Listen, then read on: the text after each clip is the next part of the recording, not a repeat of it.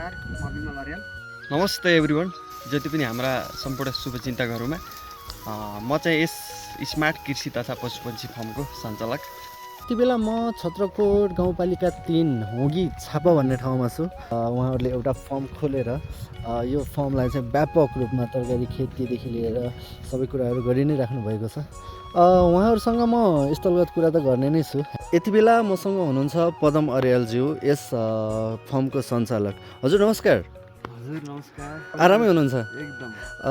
म यहाँ यो होगी छापामा आउँदै गर्दाखेरि तपाईँको कृषि फर्ममा म आइपुगेँ। मलाई चाहिँ यो कृषि फर्मको बारेमा केही जानकारी लिनु मन लाग्यो। यो फर्मको बारेमा तपाईँ मलाई केही कुराहरू बताइदिनुहोस् न। सर्वप्रथम त हजुरलाई यस हाम्रो फर्ममा आएर भिजिट गरी हाम्रो यो फर्मको बारेमा केही 2-4 कुराहरू शब्दहरू राख्ने एउटा इन्भाइरोमेन्ट बनाउनु भएकोमा हजुरलाई एकदमै मनैदेखि धेरै धेरै धन्यवाद दिन चाहन्छु। फर्स्टमा चाहिँ यो हाम्रो यस स्मार्ट फर्मको यो चाहिँ हाम्रो सिमी हो। यो हामीले चाहिँ पुसको अन्तिम महिनामा लगाएको सिमी अहिले चाहिँ लगभग 1.5-2 महिना हुन लागिसकेको छ। अहिले फुलिरहेको छ। यो चाहिँ यो के लगाउनु भयो? यो चाहिँ जुगुने फर्सी।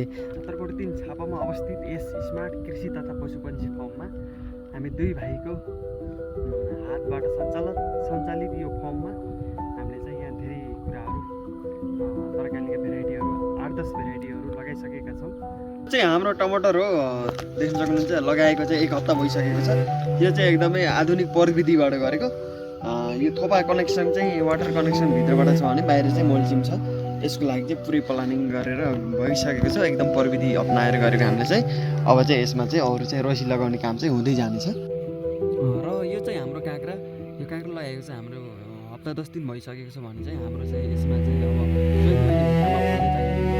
अब पदमजी, यो मैले देखिराखेको छु, यो चाहिँ सायद मलाई लाग्छ यो चाहिँ क्याप्सिकम हो र यसको बारेमा तपाईँले केही भनिदिनुहोस् न।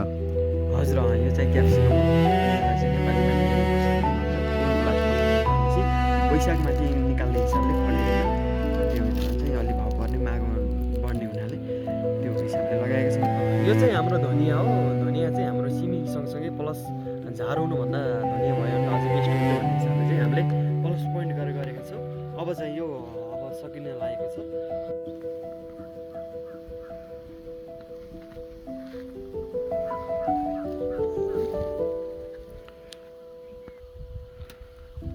यो चाहिँ वाटर कनेक्सन। यहाँ पानीको त अलिकति समस्या छ जस्तो देखिन्छ। पानी चाहिँ अहिले यो 2 दिन अनलिमिटेड आउने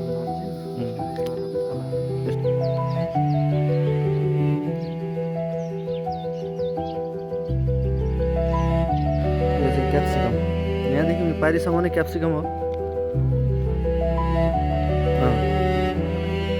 यो ठाडो लाइन जति क्याप्सिकम। यो तलको चाहिँ के अरे? काँक्रा।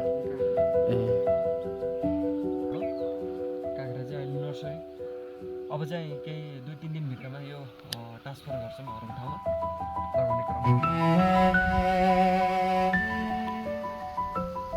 यो क्याप्सिकम यहाँ हामीले देख्न सक्छौँ।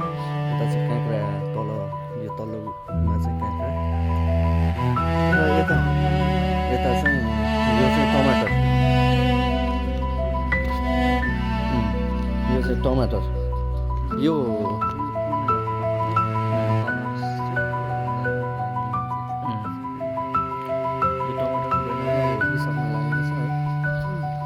यता चाहिँ हामीले यो पुरै सिमी यहाँनिर रस्सी, यो रस्सी चाहिँ यो सिमीमाथि आओस् भनेर। यो चाहिँ तपाईँको हजुर आधुनिक प्रविधि हो। यो चाहिँ आधुनिक प्रविधि। मैले अहिले जति पनि देखिरहेको छु यो सबै हाम्रो कृषि फर्म होइन त?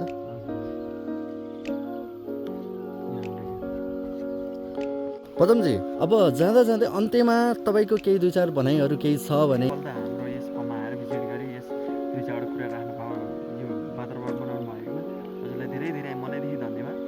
अनि चाहिँ कुरा त त्यही नै हो। अब चाहिँ मोटामोटी भन्नुपर्दा चाहिँ कृषिमा चाहिँ हाम्रो यो कृषकको उत्पादन भएको वस्तु चाहिँ उपभोक्तासम्म डाइरेक्ट पुग्न सक्दैन, किनकि सही रेट भाउ चाहिँ त्यो फिक्स छैन। किनकि बिचको बिचौलियाले धेरै खाने हुन्छ। त्यसमा चाहिँ हाम्रो चाहिँ के हुन्छ भन्दाखेरि चाहिँ हामीले सही तरिकाले भाउलाई, रेटलाई, प्राइसलाई आफूले धेरै बुझेर जानेर उपभोक्तासम्म हामीले डाइरेक्ट कसरी पुर्याउन सकिन्छ, हाम्रो लागि पनि केही प्रफिट होस् र उपभोक्ताले